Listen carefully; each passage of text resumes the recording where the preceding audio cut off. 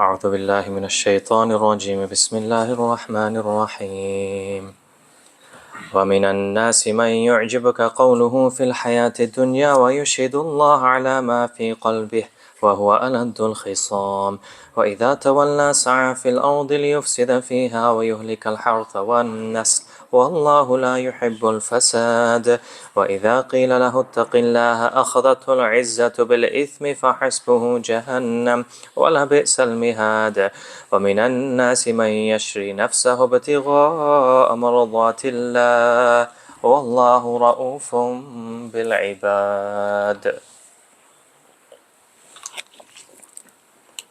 In the previous verses, we were speaking about two different groups of people. Those who would make dua to Allah but only ask for the dunya. They would ask Allah for so many worldly matters, but they would never ask anything for the akhirah. And then Allah mentioned another group of people who would ask for dunya but would ask for akhirah as well. رَبَّنَا آتِنَا فِي الدُّنْيَا حَسَنَةً وَفِي الْآخِرَةِ حَسَنَةً. And then we spoke about what that dua meant. Now, in these verses, Allah is still identifying two different kinds of groups. The munafiqeen, those who have certain attributes, and then the good Muslims as well. So we're on Surah Baqarah verses 204 onwards. And normally when these verses, we read them, it's normally, it came down because of a specific incident. But that doesn't mean it's only for that specific case. It's for the general Muslim ummah that we can take lessons from. So there was a hypocrite called Akhnas ibn Shurayq. He was known for his eloquence. Like he used to be able to impress people in the way he would converse. So he would come to the Prophet ﷺ and try to impress him and said, look, I swear I'm a Muslim, I'm one of you. But then as soon as he left the Prophet's company and he would go back with his own people, then he would continue making problems for the Muslims. So that's basically what you call a munafiq, a hypocrite. On the outside, they pretend they're a Muslim, but then when they walk away with their own people, then their true colors come out. And any effort to try advise him or to try warn him, that only makes him worse because of his pride, that he will retaliate even more. And then this is what Allah Ta'ala mentions at the end of the verse, that hell is what is enough for these people. So Allah Ta'ala says, وَمِنَ النَّاسِ مَا يُعْجِبُكَ قَوْلُهُ فِي الْحَيَاةِ الدُّنْيَا.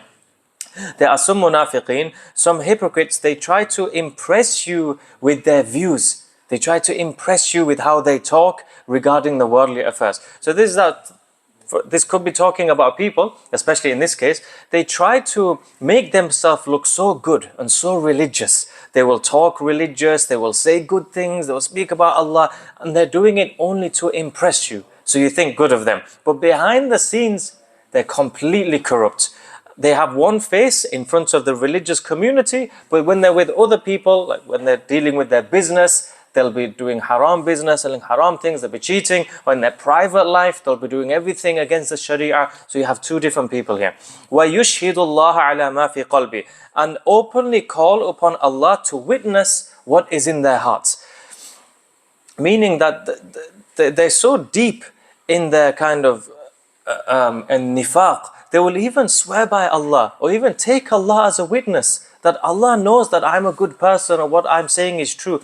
And they will just keep taking oath after oath and just lie after lie. Normally when, let's say there's a person, they're trying to convince us or make us feel or accept that what they're saying is the truth, but they use so many oaths. Like, I swear by Allah, I swear by my parents, in what I'm saying is true. Normally when someone does this and they're taking too many oaths, there's a possibility that they're not actually honest. Why are they trying so hard to convince you? And sometimes someone is guilty. It happens with children, like you've just seen them and you've maybe caught them doing something. You've not even asked them, you've not even said anything, but they say, I swear it wasn't me, I swear I didn't do it. But you've not even asked the person. That's also a sign that they're guilty and they've done something here. So people like that, especially the hypocrites, that they know that their previous credibility, because people know how they are and what kind of people they are, it makes their words empty. So they have to reinforce their words with extra things. That's why they take oaths. So وَيُشْهِدُ اللَّهَ عَلَى مَا فِي قَلْبِهِ. They're taking oaths by Allah just to try convince other people that they are really good when actually they're not. وَهُوَ أَلَدُّ الْخِصَامِ. Yet they are the worst opponents. Khisam could also mean, there's in Bukhari, Aisha radiallahu anha narrates that the Prophet sallallahu alaihi wasallam said, Inna abghada rijal ilallah, the most hated person to Allah is aladul khasim. The one who is alad and the one who is khasim, meaning the one who always argues, one who is always quarreling with people, one who is always causing problems. That's the most hated person in the eyes of Allah. And this is a sign, especially in this verse, speaking about of a hypocrite. They're always arguing back, never accepting that he's in the wrong, making too many oaths just to make people believe him.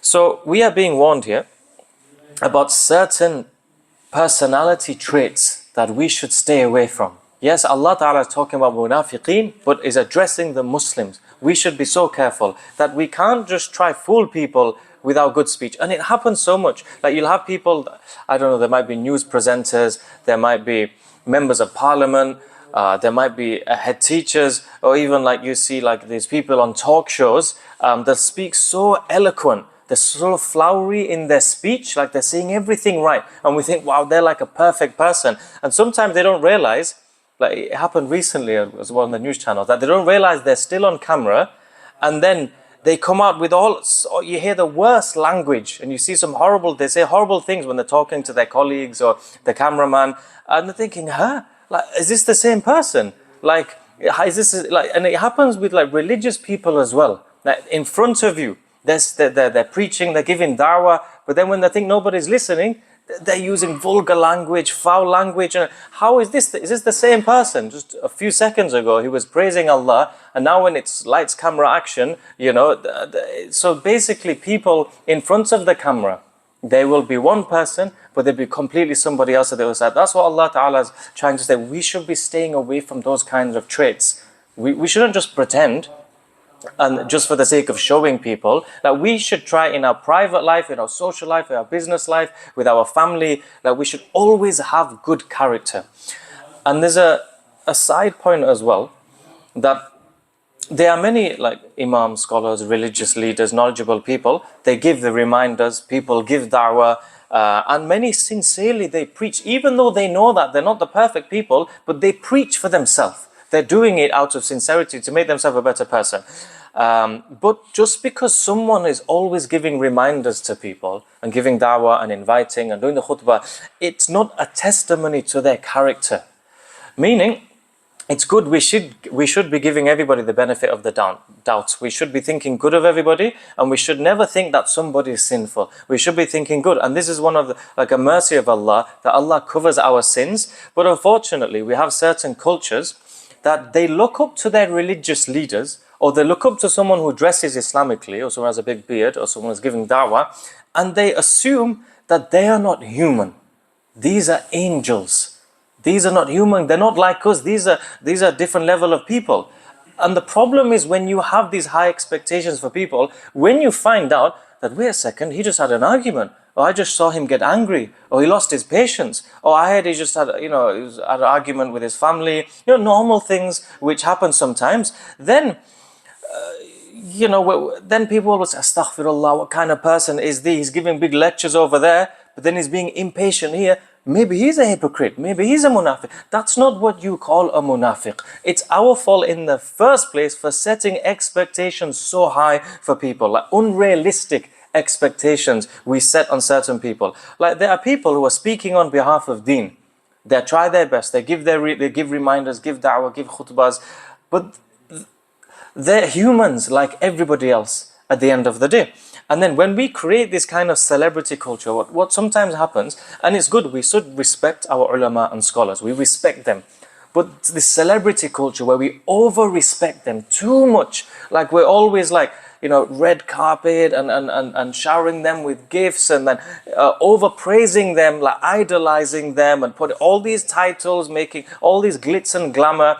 And then what happens is when you do too much khidbah and too much praise, it can be harmful for the scholar or for the religious leader themselves, and harmful for the individual doing that. Meaning, if someone's constantly being praised, then this could affect and damage that person's sincerity. Why would we do that for? Because if a person all is hearing that I'm good, everyone's telling me I'm the best, I'm the most religious. Some people might say, well, even shaitan's not going to harm me anymore. I've already passed, I'm going to Jannah. Hearing all these things, it could come to a point where shaitan makes that person believe that.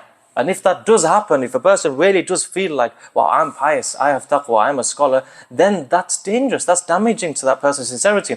And on the other hand, it's harmful for the people doing it, because now when they will have unrealistic expectations, and when they see that this person, you know, he's human, like he's going and he's playing sports and he's having fun and he's laughing. And once I saw him without his jubbah, what's going on here? Like, we'll think there's something wrong here. He's a hypocrite, he's a munafiq. But we shouldn't have set those unrealistic expectations in the first place. If we want to have respect for people who are doing the effort of Deen, then the best thing we can do for them is make dua for their sincerity. Make dua for their sincerity and their protection. Because every time these people are standing up and giving a talk, every time they're holding the microphone, every time they're teaching someone, then they're in danger every single time. They're in danger because now it's number one, everybody's eyes is on them. They've put themselves in the spotlight. They could face a lot of criticism, but they could get a lot of praise, and praise is dangerous. And then everything you said will be held accountable. So we should actually be making dua for these people. Not thinking, I don't need to make dua for them. They're already pious. No, we should be making dua for people like that. Oh Allah, keep them sincere because we need them, and also protect them as well. That's just a side point I thought I'll mention. Allah Ta'ala continues, وَإِذَا تَوَلَّى سَعَى فِي الْأَرْضِ لِيُفْسِدَ فِيهَا وَيُهْلِكَ الْحَرْثَ وَالنَّسْلَ. And when this hypocrite, he turns away, it's Allah speaking to Muhammad sallallahu alaihi wasallam here. When this hypocrite turns away from you, he struggles in the land to make mischief therein and destroy the crops and the cattle. That these people, when he's pretending he's pious and he's trying to be friends with you, but just so you know, when he goes back to his own people, he's causing mischief, he's causing problems to people's business. What that might mean in this day and age, like literally financially causing problems with people's businesses. Muslim businesses will even fight and compete and try to, like, people will speak bad about other shops. Don't go there, you know, they're not sincere. Or don't go there, their food might not be halal. Or come to my shop. Like, too much over competing. Or some people, they'll be intimidating people. Or people, and then these kind of people, it gets to a point where everybody knows what kind of people they are, but they become so powerful, and they know they'll get so angry. People are scared of them. They're scared of those people, and they try to stay away from these people because they know that they're dangerous in society. They won't even wait a second for trying to defame me or like say things against me, make up lies. So I'll try to befriend these people. I'll try to get close so I can be saved. And we're not talking about like criminals here with like guns and people are going to physically harm us. Like, even amongst Muslims, you'll have people with these kind of traits that they might threaten you, or they might try to ruin your reputation, or they'll even send complaints to people behind your back, like for no good reason. People just have like, they just don't want to see people happy and people succeed. And this is how the munafiqeen were. They try to be friends with people in front of, behind their back, doing everything they can to cause mischief and to, even though it's talking about وَيُهْلِكَ الْحَرْثَ وَالنَّسْلَ, to destroy the crops and the cattle, that's destroying people's businesses. Like, we should be happy and support our local Muslim businesses, not trying to like turn people away from them. Like, we've gone to one takeaway restaurant, nice local Muslim business. We might not have liked the food, but why are we going to tell the whole community, don't go there, I tried it, it was so bad, the food was no good. We've affected their business now. They're trying hard to earn a halal living. Or making up things like, how did that person buy this business? Or where did he get that money from? Looking into people's private lives, thinking wrong. This is the sign of a munafiq. And these are the traits Allah doesn't want us to have. Wallahu la yuhibbul fasad. Allah does not like people who cause mischief.